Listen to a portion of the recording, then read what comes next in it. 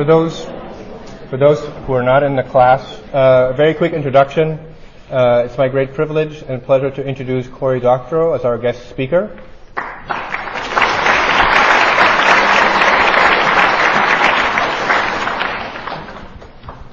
For those of you who don't know already how he's been announced to the class, he's a science fiction author, currently a USC visiting faculty, copyright activist, and today he will give a talk on trade policy and copyright called Happy Meal Toys versus Copyright, How America Chose Hollywood and Walmart, and Why It's Doomed Us, and How We Might Survive Anyway. Please help me welcome Cory Doctorow.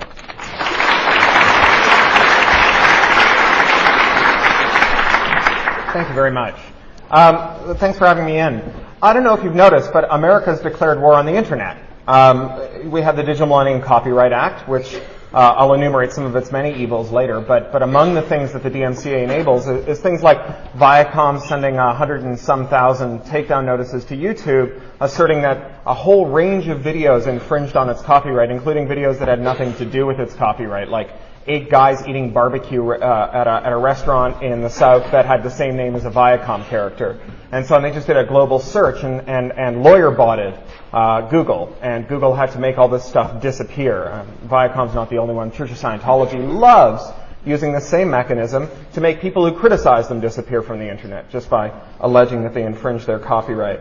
We have a proposal a couple of years ago, I don't know if you followed it, for something called the Induce Act that says that right now the standard is if you make a technology that someone somewhere uses to infringe copyright, that's not enough to make it illegal, provided that someone can use it for something good. The fact that someone else can use it for something evil basically gets you off the hook. And this is sometimes called the Betamax doctrine, because it's the way that we legalized VCRs.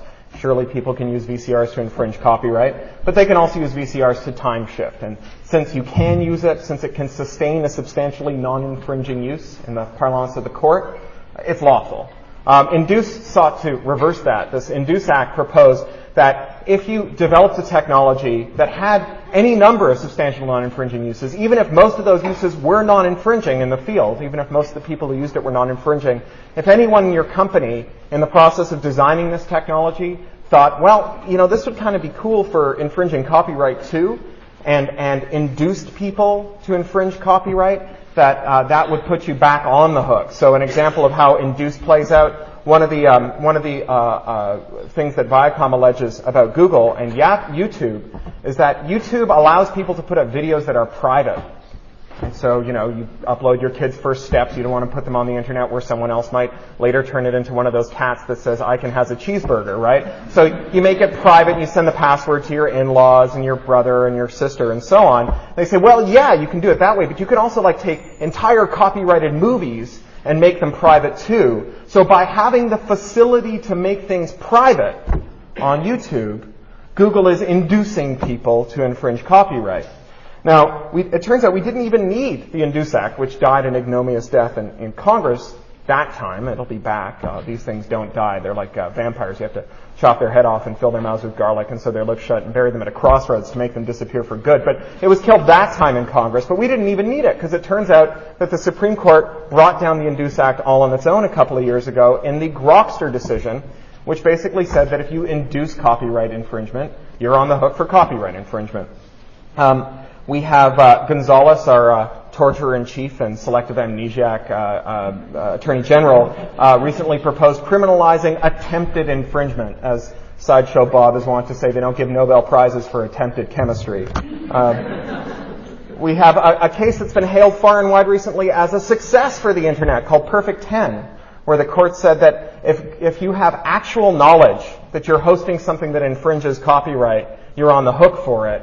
And by that, they meant that if someone were to avalanche you in a huge cascade of copyright infringement notices like Viacom did, that if any of those turned out to be valid, that you could be held liable for infringing copyright unless you took the time to investigate each and every one of them and make sure that none of them were bogus. You just have to assume that all notices that you got were valid notices and that you'd have to take that material down. So, this is your website about your upcoming political rally, or your video of you and your friends doing something that someone else doesn't approve of, or that video that your ex-girlfriend's new boyfriend put up that he's hoping to get his final grade with, and you just want to mess with him a little. All of that stuff suddenly becomes the basis on which you can have material removed from the internet by any ISP that doesn't want to take the chance that there's a copyright infringement going on. We have the American Federal Communications Commission recently passed an act called the broadcast flag that said that people who make devices that you can connect to your television, including PCs like the one in front of me and in front of so many of you, have to get permission from the entertainment industry for each of the features that will be in those devices, or be on the hook for copyright infringement that takes place. Luckily, an organization I used to be affiliated with, the Electronic Frontier Foundation, I'm still affiliated with them, I used to work for them, sued along with the American Library Association of Public Knowledge and got that law struck down. But there's the administrative branch looking out for your rights, ensuring that the people who thought that the VCR should be illegal would be in charge of computers from now on. And so on and so on. The most recent example from today's news is the network neutrality fight. This is the fight over whether or not someone who runs the network should be able to deprive you of access to things that you ask for over the network unless the person who provides that information has paid them a bribe. So imagine that you pick up the phone and you call your local Joe's Pizza, and AT&T's operator comes on the line and says, Joe's Pizza has not paid for premium service. You can hold for up to 3 minutes in order to speak to Joe's Pizza, or you can speak to Domino's, who have paid for premium service. We'll connect you to them right now. That's the essential core of the network neutrality fight. All the big phone companies are saying they should have the right to do this with all of your internet connections, basically stop you from looking at websites where those websites haven't paid them bribes to show you those websites.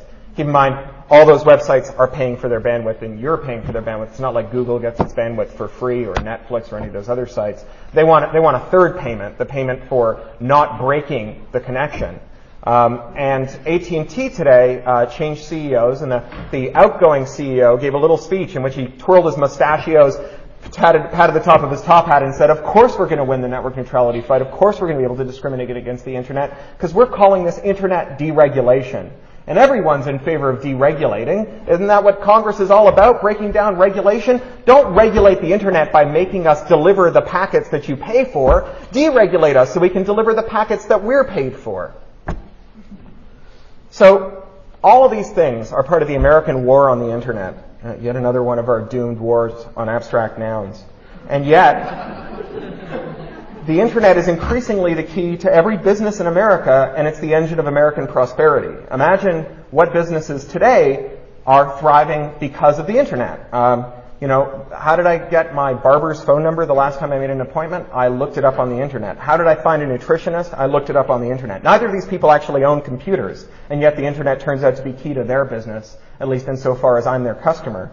I'm an author. The last book I wrote was very research intensive. It was a novel that I wrote in 8 weeks, and I never had to leave the house to do any of the research. It turned out that someone else had done all the research for me and thoughtfully organized it on Wikipedia, along with palimpsests showing all the major disagreements about every point of fact I wanted to cite in the form of those discussion and history pages, which was probably more research than I could have gotten if I'd spent 2 years at a library with the benefit of expert librarians at my elbow. So authors are certainly benefited. What teacher could teach without the internet? What hotelier could take reservations without the internet? What manufacturer could exist? One of my first summer jobs in junior high was working as a stock clerk at a structural steel plant. And these guys would show up with these enormous drill bits and say, I need another one of these. And I'd sit there and I'd look at the markings and compare them to an enormous heap of catalogs about this big and order one. And the wrong one would come, and then I'd order a different one, and the wrong one would come, and then the third time I'd usually get lucky and deliver it to them. These days, that same job is done by a junior high student who punches whatever markings they can find on the device into Google, figures out exactly what the part is, and orders another one. Perfect the first time out. Obviously, there's no marketer that could exist without the internet. There's no sports team that could exist without the internet. And the next time you get busted by a mall security guard, chances are they'll Google you before they write out the ticket. So, not to mention, so that's the business side of this, but not to mention that the internet allows for unprecedented participation in the public sphere by an unprecedentedly wide group of people in a manner that would have made the pamphleteering framers of the Constitution bust a nut.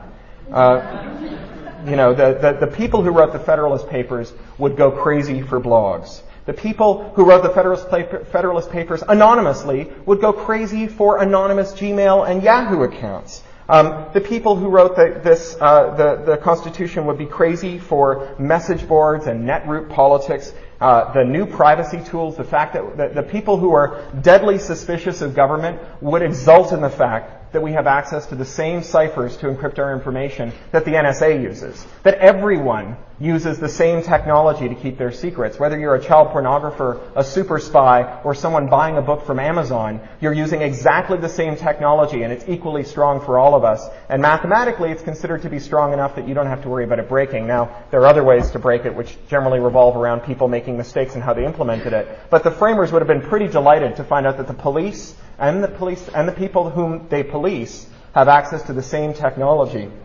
And, of course, innovation.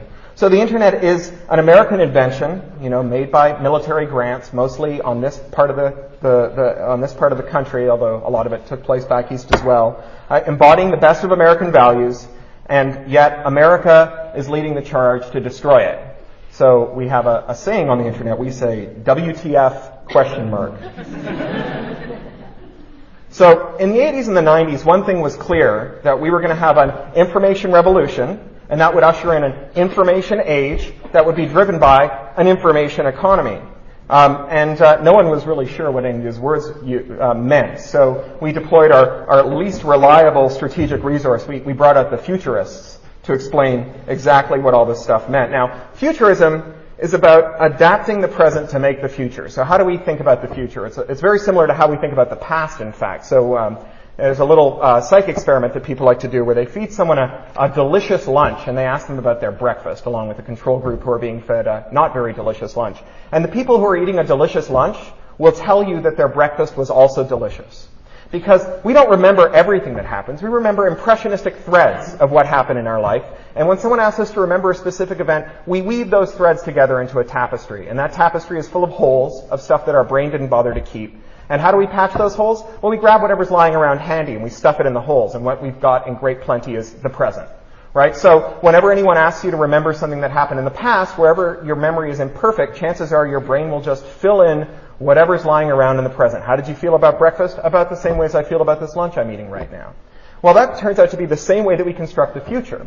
So we try to extrapolate, we try to think about how the future is going to look, and we try to do that rigorously, and then we run up against these great big walls in our imagination, these huge holes about how we can think about the future. And we just fill them with the present. And so most visions of the future end up looking like today, but more so.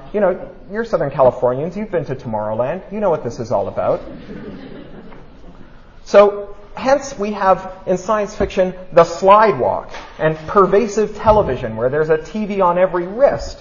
And Orson Scott Card in his book Ender's Game thought that all global politics would be decided by arguments carried out on internet message boards. Right? This is very much about thinking about the present and just moving it into the future. But none of those futures predicted Google or Boing Boing, the weblog I edit, where we reach something like 300,000 or 400,000 unique individuals a day through our website, plus untold numbers through syndication, and at a gross cost of like $3,000 a month. Right? Where Wired magazine, which has approximately the same circulation, spends 30 times that a month printing and shipping magazines. No one actually thought about that. No one thought about Ask a Ninja. No one thought about Make Magazine. No one thought about Book Crossing. No one thought that Expedia would put all of the travel agents out of business, or that Yelp would turn out to be the world's greatest yellow pages. Right? No one thought about Wikipedia.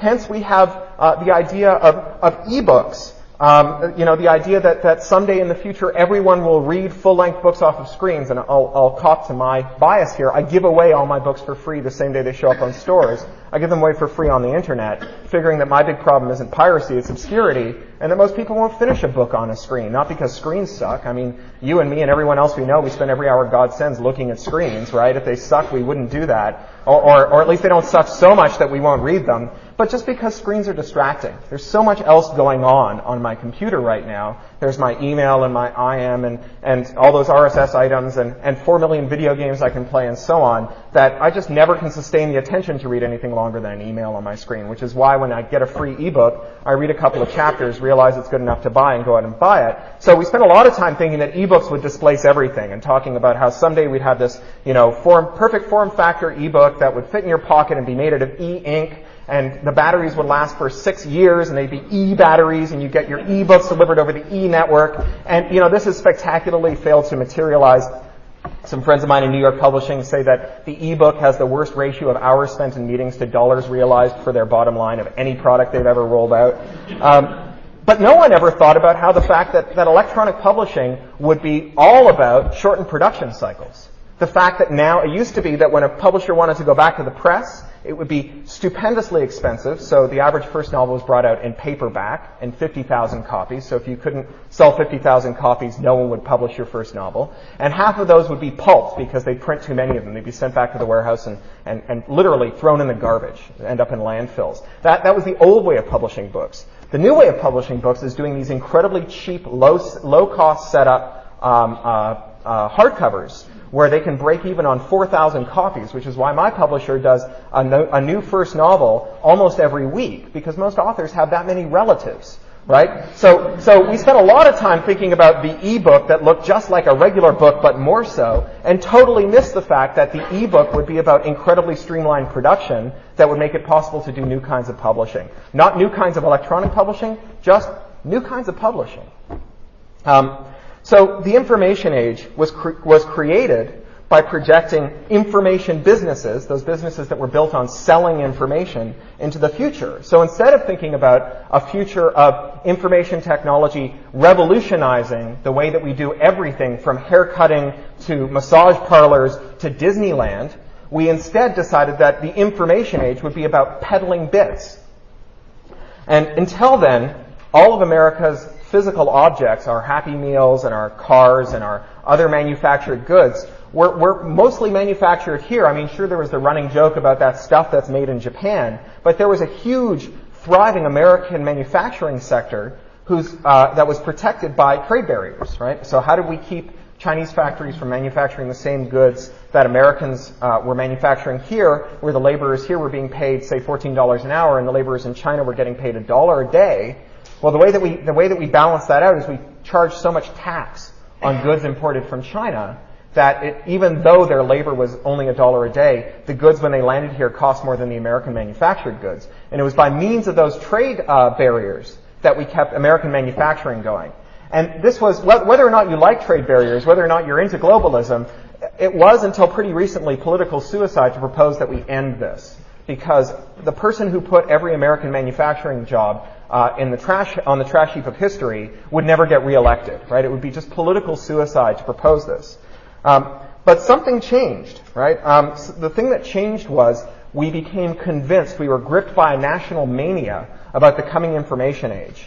And we saw what had happened to the great powers of the last revolution in the course of that revolution. That was the Industrial Revolution. So before the Industrial Revolution, there were a lot of great powers all over the world. The ones that didn't successfully industrialize ended up being essentially developing nations, third world countries. The ones that adopted industrial technology became empire builders all around the world. And it didn't necessarily follow that if you had previously been an agrarian empire, that you would become an industrial empire if you didn't get on the boat soon enough. So there was this great national panic that America would lose her primacy by failing to jump on the information age bandwagon fast enough. And so the answer to this was to do everything we could to encourage the American information age. Now, there's a great science fiction writer named Neil Stephenson who wrote a novel about that kind of information age called Snow Crash. And in the first chapter, he explains what America's economy is all about. He calls it the 3 M's: music, movies, and microcode. And incidentally, 30-minute pizza delivery, which turns out to be the other thing we're better at than everyone else.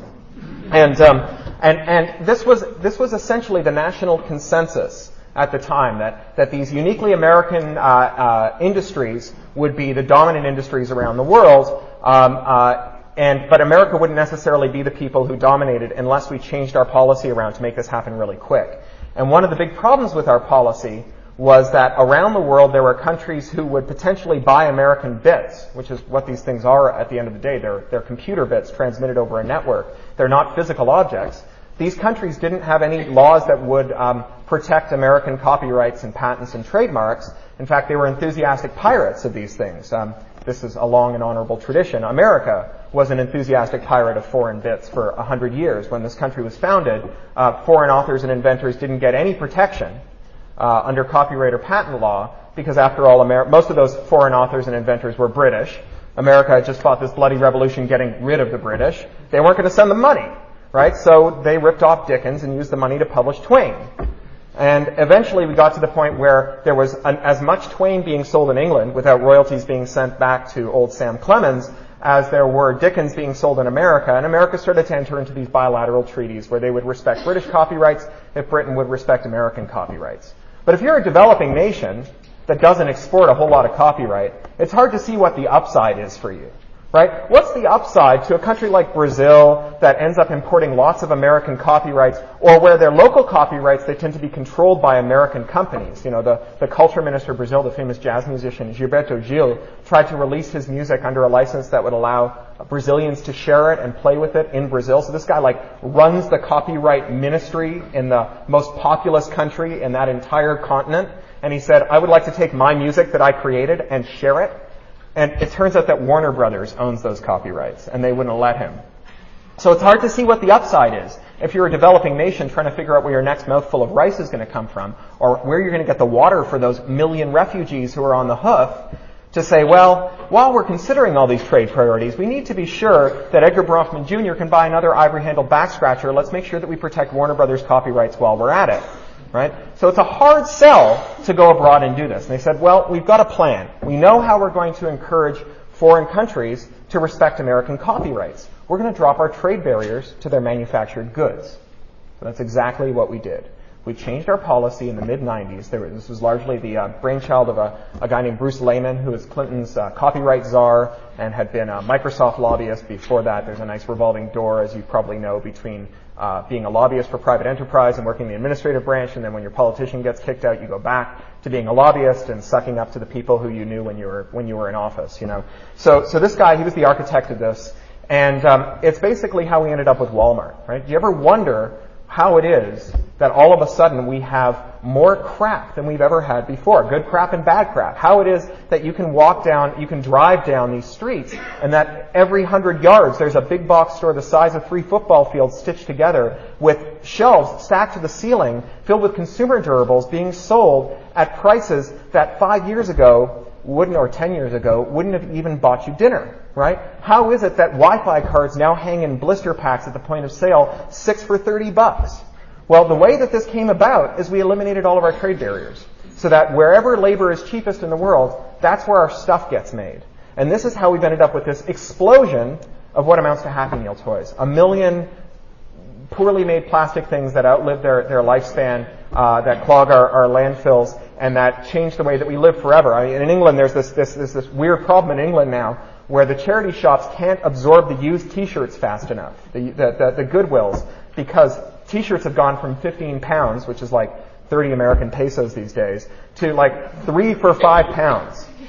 Right? So how cheaply would you have to sell the used T-shirt to outcompete the new T-shirt that's 3 for a $5? And so they're sending these things to Africa, and they're exporting them in such number that the African textiles industry is collapsing. Right? Because there's so much used British and American clothing showing up there. Now, about a year ago, we hit this watershed moment where the record industry hit such a low point and the home storage industry hit such a high point, that the storage industry is now bigger than the record industry because we're drowning in Happy Meal toys. This was a direct outcome of this policy. So what did we get in return for dropping our trade barriers? Well, the idea was that if you were going to export your Happy Meal toys to us, you'd have to protect our authors and inventors. You'd have to adopt our copyright law. That didn't work. It not only didn't work abroad, it didn't even work here. Because it turns out that the information age and the information revolution and the information economy isn't and will never be about selling bits. Because selling bits is the thing that gets progressively harder the more information technology you have around here. Because the more information technology you have, the harder it is to prevent someone from copying anything. So I'm going to make a prediction here. Right now, this moment is the absolute zenith, the moment in history at which it will be hardest for the rest of time to copy electronic files.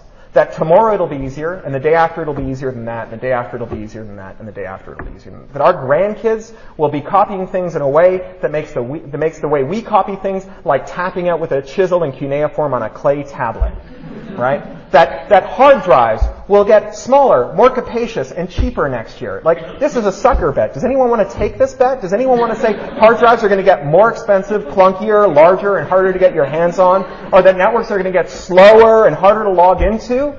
Right? So from here on in, bits only get easier to copy. So that's the first reason it didn't work. The second reason it didn't work is that it turns out that it's really easy to get hooked on Happy Meal toys.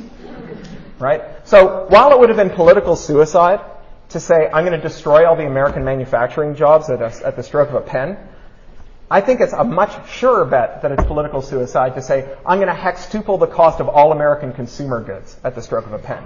Tomorrow, your car costs 6 times as much. Tomorrow, your Walkman costs 6 times as much. Your computer, your clothes, your T-shirt, the prefab windows you just put in when you put in double glazing on your house, your car stereo and your air freshener are all going to cost 6 times as much tomorrow. No one's going to vote for that guy ever again.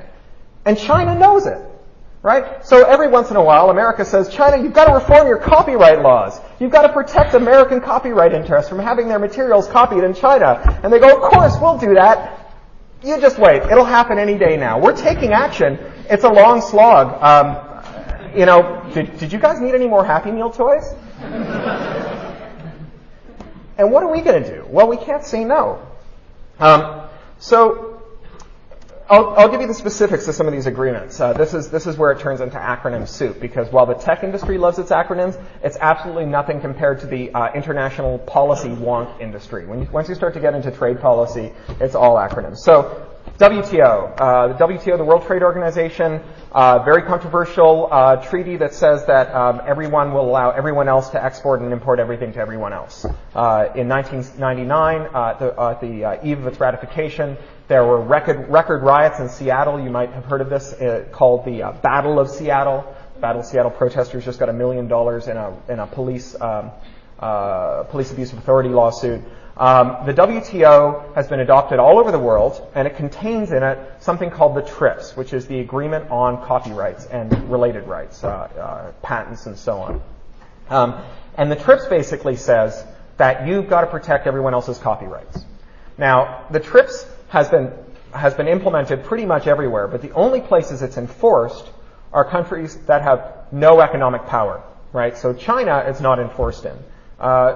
Nigeria, it can be pretty enforced, at least selectively. Like, they have such draconian laws on the books that every now and again they go and they arrest someone and put them in jail forever for violating copyright. What they really want to arrest them for is like saying something bad about the government.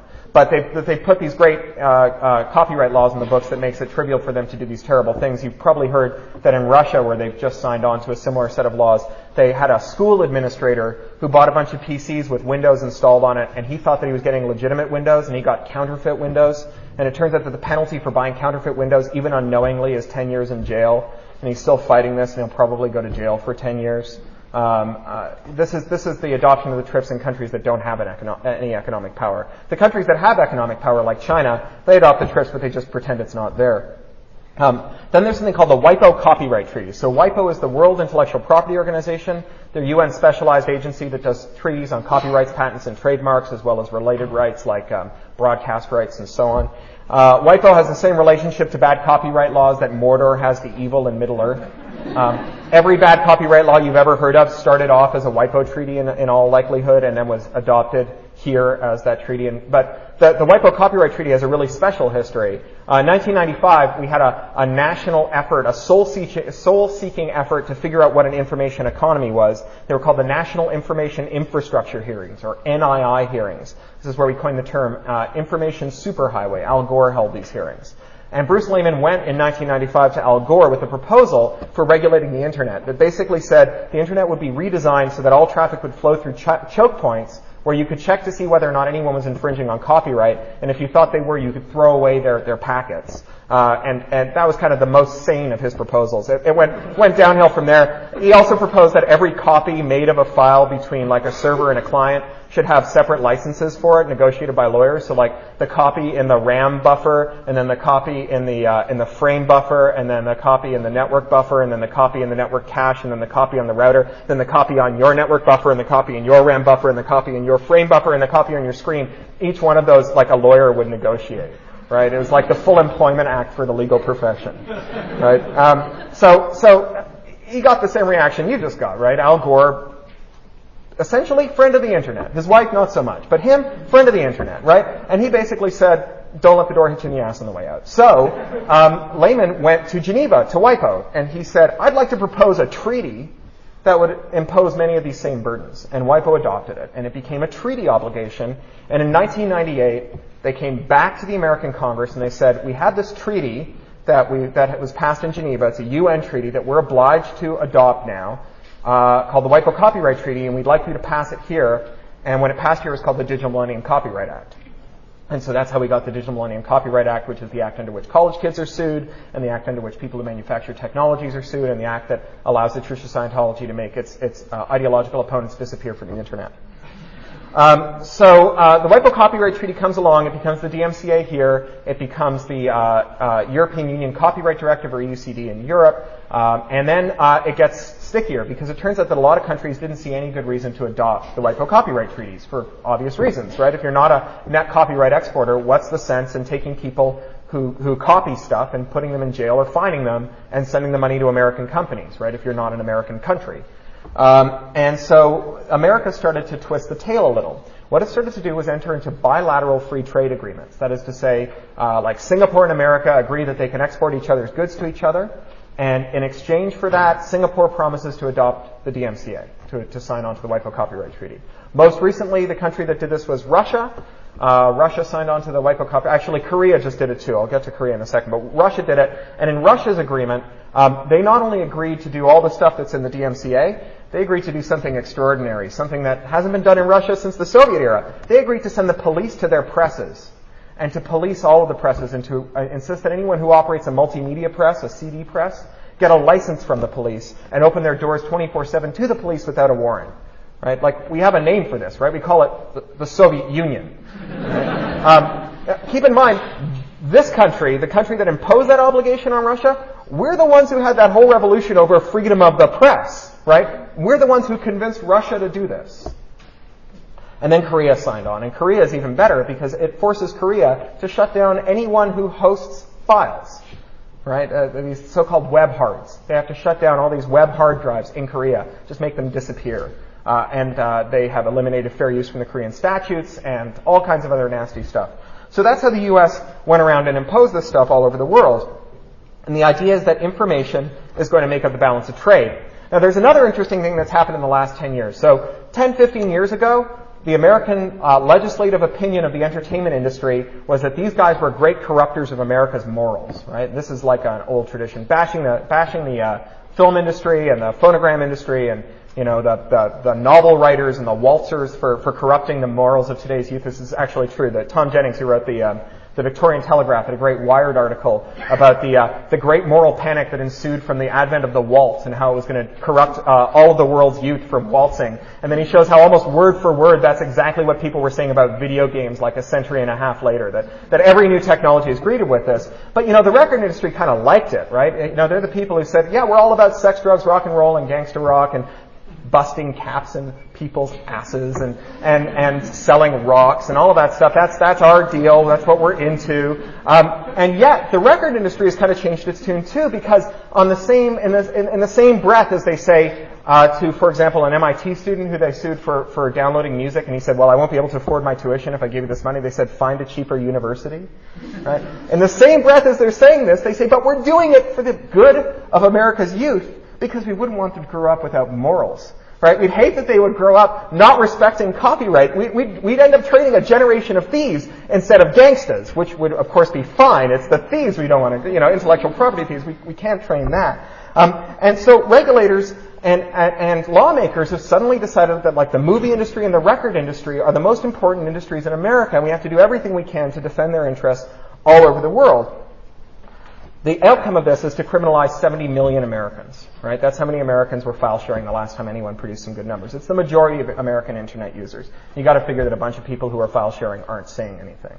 So we've criminalized 70 million Americans. And what does it mean to be universally criminalized, to have the presumption of guilt?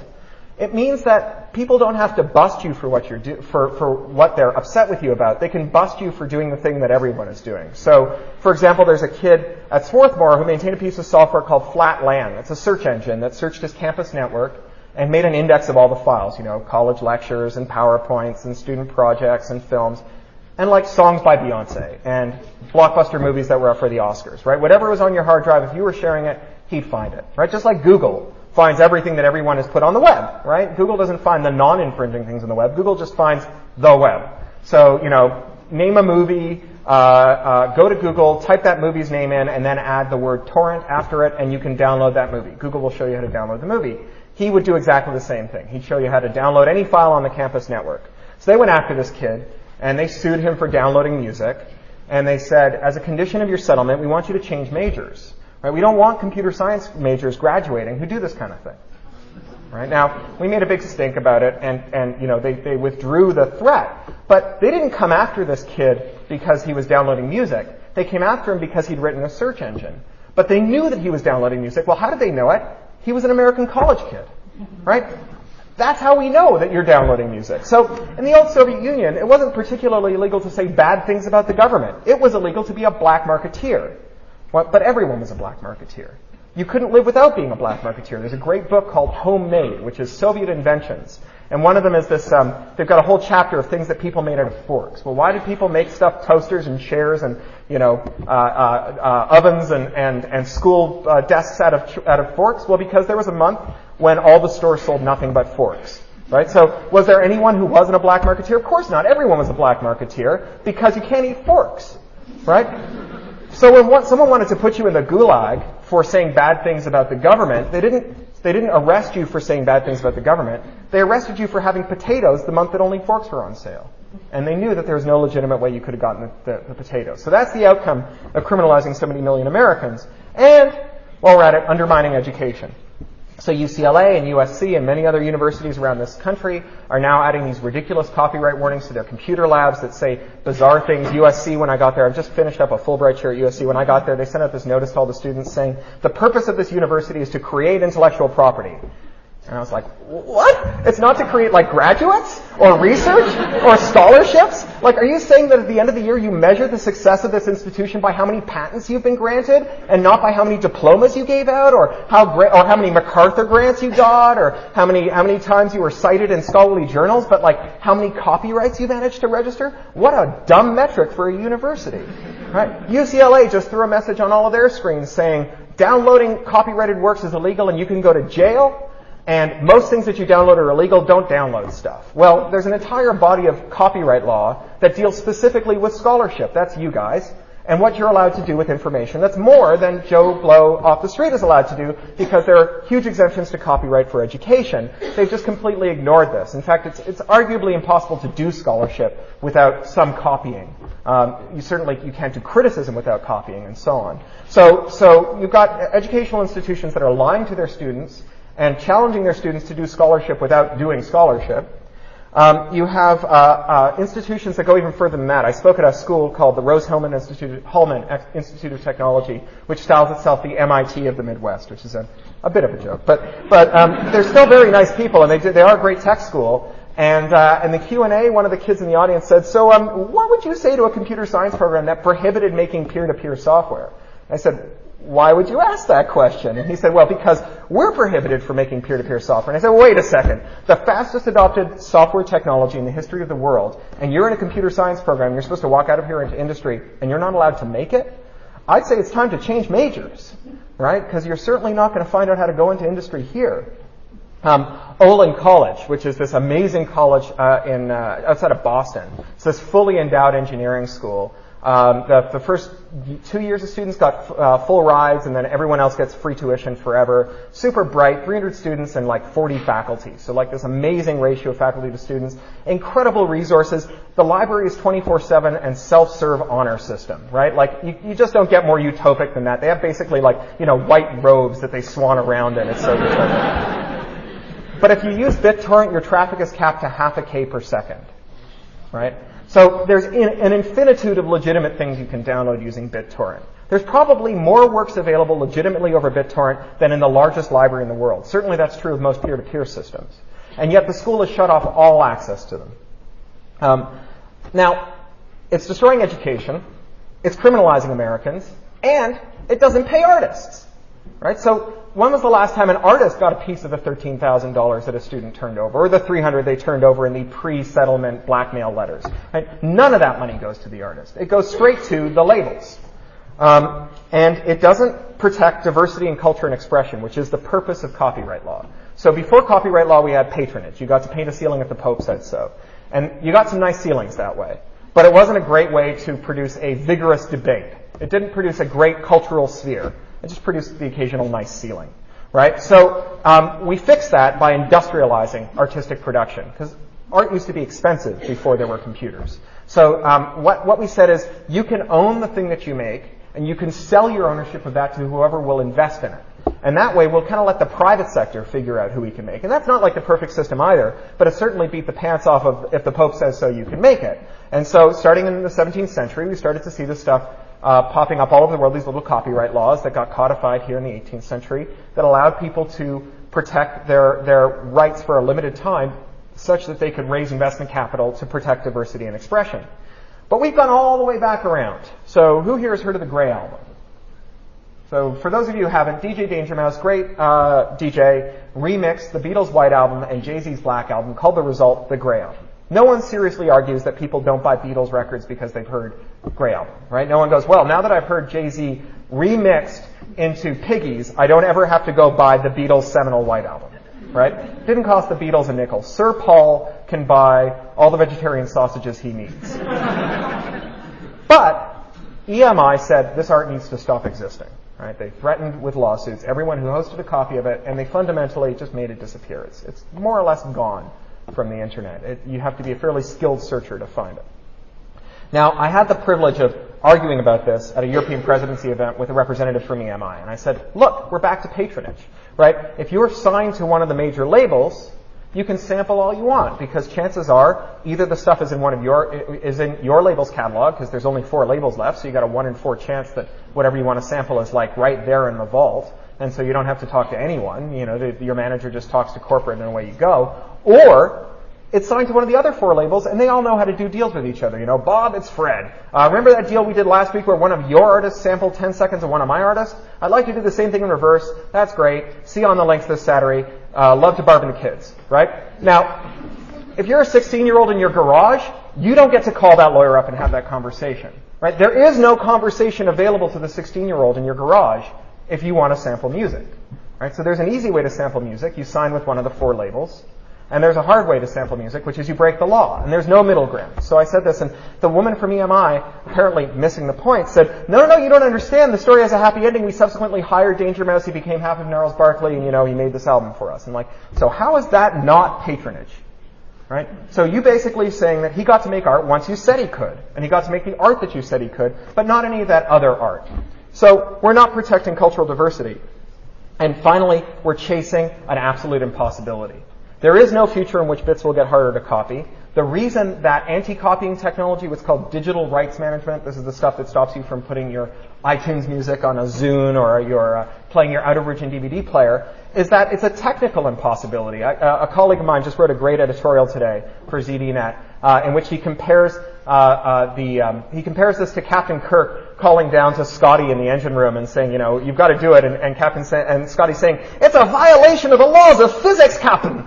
Right? I do a terrible Scottish accent. My apologies to anyone from the Scottish Islands here. We have engineers who are confronted with exactly the same thing. Their bosses call them up and they say, we're going to send a piece of music out. And that music is going to have the scrambled music, and it's going to have the algorithm used to unscramble it, the descrambling mechanism, and it's going to have the key that you feed to the algorithm to unlock it, right? So like that DVD that you buy with Star Wars Episode 1 on it, has the scrambled DVD on it. The DVD player has the algorithm and the key in it. When you put the two together, it unscrambles it. Otherwise, you'd buy a lot fewer DVDs, right? They're just drinks coasters if you can't unscramble them. In the case of Episode 1, that is a small mercy. Little tip, if you don't speak Italian, this works great. You move it to Italian and pretend it's opera, because it's very pretty. It's just the dialogue is written with boxing gloves on. So, you wouldn't buy these things. So they have to give you the key and the disk and the scrambled text and the means for descrambling it. Well, the idea is that having given you all of that stuff, that you'll never put them together except in the way that they want you to. Right? You'll never put them together and then save the resulting file out to your hard drive unscrambled. You'll only put them together in a way that causes those bits to vanish after they've played. This turns out not to be a very good working hypothesis. It turns out that if you give the bank robber the vault and let him keep it in his living room, that it doesn't matter how thick the door is, right? Eventually he'll break it. And once the one smart guy breaks it and puts it on the internet, everyone else can download it by going to Google and typing in Police Academy 27 torrent. God help you. So, it won't work, and yet we pretend it will. We have an infinitude of businesses who do it because they say, well, it'll make the entertainment industry comfortable, we have to try something, at least it's a speed bump, some speed bump, right? The people who monitor peer-to-peer networks say that the mean time between putting an iTunes file into iTunes, so it's like a DRM-only release to the Apple iTunes store, and that same file being available for download is 180 seconds. Right? That's the height of the speed bump, right? You need to wait 3 minutes after the DRM is released before you can download it without having to learn how to break the DRM. They say it'll keep honest users honest. Ed Felton at Princeton says this is like keeping tall users tall. And he points out that the only people who actually ever encounter DRM are the people who are honest enough to buy it. If you steal it, you don't get DRM. It all has the reek of the Victorian injunction against masturbation, right? That thing that we all know is bullshit, but we all maintain is true, where we all say, of course, masturbating causes hair on your palms and you'll go blind and mad and end up in a sanatorium, and nobody here masturbates, right? This was the Victorian consensus, and we all know that what they were doing back at home, right? They were reading the story of O. So this was the universal consensus, and it had the reek of hypocrisy then, and it has the reek of hypocrisy now. So who here isn't a copyright infringer? Is there anyone in this audience who would say that they're not a copyright infringer? So yet, those of you who are at least on faculty are probably obliged to read out some sort of like pledge of allegiance about not infringing copyright at the start of every class. And it's probably on your login every time you sign on to your network. And it's probably like on the back of your student agreement when you sign up. It all has this reek of hypocrisy. And hypocrisy never solves problems. Everyone is a hypocrite about copyright. There's a guy named Kirby Dick who made a movie called This Film Is Not Yet Rated. It was a hilarious movie. It was about the shadowy process by which films are given ratings, R and C17, G, and so on. And no one knows who the raters are. They're secret. It's a secret group of people who meet in secret and rate movies. So he made a movie about these people in which he hired a private eye to follow them around and figure out who they all were. And then he submitted it to them for a rating. And so he gets a call from the head of the MPAA in Washington, Dan Glickman, former California Congressman Dan Glickman, who calls him up and says, so Kirby, I just saw your movie. And Kirby goes, wait. You saw my movie? It's in Los Angeles. You're in D.C. How'd you see my movie? And he goes, oh, they made a copy for me. I didn't authorize you to make a copy. He says, oh, don't worry. It's in my vault. So next time someone calls you up and says $300 or we'll sue, say, all those copies of music I downloaded from the internet, I kept them in a vault, just like Dan Glickman. Right? I'm okay. So we're all hypocrites about this stuff. And the worst of all of this, the hypocrisy, not helping the music industry, criminalizing Americans, and so on, the worst of all is that none of this stuff is actually going to save the American economy. There just aren't enough Police Academy sequels to make up for the manufacturing losses that we lost through free trade. It's just not going to happen. So we need to have an American economy that recovers not through protecting movies and music abroad, which is a fool's errand, but rather through improving the efficiency and innovation of its technology. We invented the internet. We made untold fortunes with the internet. We will continue to make untold fortunes with the internet if we're allowed to, if America can be persuaded to stop waging war on the internet. And colleges can lead the way, right? You folks can, because you enjoy special privilege both as scholars and as academics. You have the capacity to reject strictures on how you copy information and how you use information, and to write things that are true instead of things that are hypocritical. You'll have plenty of chances after you graduate to be a hypocrite, right? While you're in school, you can say honest things about how copying works and how education works and how you use media. The only way to overturn corrosive institutional hypocrisy is to stop doing it, even if it means ostracism or disapprobation. It's a hard row to hoe, but we can't win by adding more anti-copying juice to our technology. We'll only win by standing our ground and making the best technology that we can imagine. And I'll leave you with a couple of suggestions for making that a reality. There's a global network of campus clubs called the Free Culture Movement, started by Swarthmore students who successfully beat Diebold when they were sent copyright notices for posting Diebold's internal memos showing that they had been, basically their voting machines didn't work. And Diebold said, well, the memo is true, but it's copyrighted, so you can't tell anyone about it. And they won this lawsuit, and they founded the Free Culture Movement. And there's free culture movements across this country and across the world, and you can start one here. They do excellent projects. I was the Free Culture Advisor at USC. Among other things, they protested the existence of a free speech zone on campus and organized a campus-wide scavenger hunt to take pictures of things and put them online under licenses that allowed people to share them so that they would have clip art in stock for them to use instead of having to buy stock art from Big Corbis and Getty and other big corporations. Creative Commons is an amazing organization that produces ready-made licenses that are easy to use to put on your own work to allow people to share it. It's what I use for my books. You can use it for your own work too. That is, after all, the nature of scholarship. Before we had scholarship, we had alchemy. The difference between alchemists and scientists is whether or not you tell people what you've learned. So every alchemist discovers for himself the hard way that drinking mercury is a bad idea. We have a name for that 500-year period. We call it the Dark Ages. When alchemists start telling people what happens when you drink mercury, we call that the Enlightenment. That's the origin of this. And so sharing the product of your scholarship is not just good karma. It's good scholarship. It's what scholarship is. It's what the Academy is for. Electronic Frontier Foundation is a 501c3 nonprofit organization that I used to work for that does brilliant work all over the world on copyright, trademark, patents, and other digital liberties issues right now. They're at the forefront of fighting the NSA's illegal wiretapping program. They had a whistleblower walk in one day to their offices in San Francisco and say, "Hi, I used to work for AT&T. The NSA made me build a secret room in our main switching center in San Francisco. We've been wiretapping the entire internet ever since without a warrant." Right, so they've been suing AT&T for $150 per customer per day that took place. That's the statutory damages available to them, and using it as a lever to pry loose all kinds of information about what the government's been doing to you that they wouldn't be able to get any other way. And they need your support. They have a student rate for joining, and they also have a number of things you can do for free to contribute, including writing code, signing on to letters to your congressman, and otherwise helping. So with that, I'll finish my talk, and thank you very much for your patient attention.